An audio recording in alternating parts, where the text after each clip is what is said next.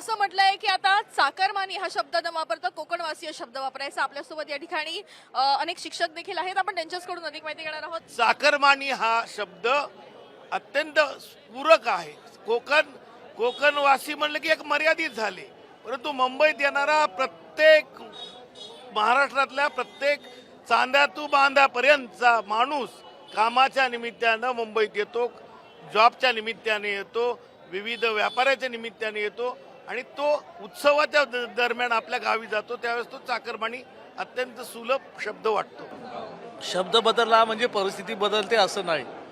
मी असं म्हणेन सांगणार आहे ना की तुम्ही चाकरमाने शब्दांचे खेळ करण्यापेक्षा त्यांची परिस्थिती कशी बदलेल, ते लोक तिथंच कसे राहतील, हा विचार होणं गरजेचं आहे आजच्या काळामध्ये. शब्दांचे खेळ करत बसण्यापेक्षा हे चाकरमाने गाव सोडून, गाव खेडं सोडून, निसर्गाचा सहवास सोडून ह्या अशा सिमेंटच्या इमारतीमध्ये लोक का रेचायला लागले? कारण त्यांच्या हाताला काम नाही. हात थांबला चूल थांबते, ही जाणीव जोपर्यंत आमच्या कर्त्यांना होत नाही तो म्हणजे शब्दाचे खेळ करण्यात काय अर्थ नाही असं माझं मला वाटतंय.